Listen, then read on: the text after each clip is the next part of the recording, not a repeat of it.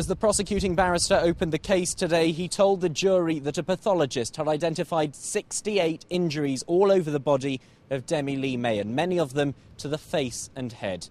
It's alleged that the 2-year-old toddler was beaten to death by the defendant last July. On the first day of this trial, the toddler's mother wept and broke down as she gave evidence, reliving the events that led up to her daughter's death. Anne-Marie MacDonald, who's known as Cindy, told how she'd left the child at a flat in Eccles with the 15-year-old defendant. Now, we can't name him because of his young age.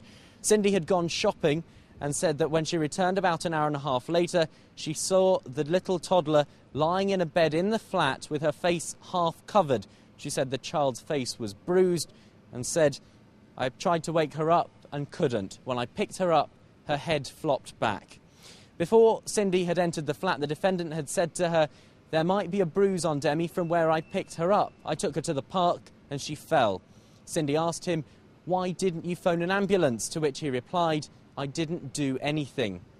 Then this afternoon, several witness statements were read to the jury. One from a 17-year-old called Jessica who arrived at the scene. She said that Cindy was hysterical, crying and screaming at the defendant, saying, "You hit Demi."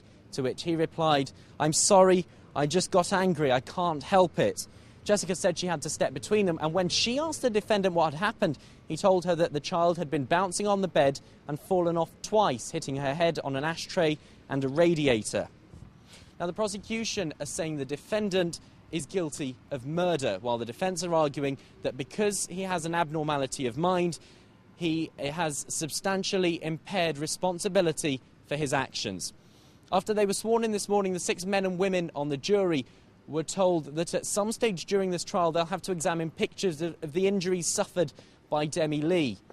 The prosecuting barrister said to them that was likely to be particularly harrowing. Tomorrow, a pathologist is due to give evidence as the case here at Manchester Crown Court continues.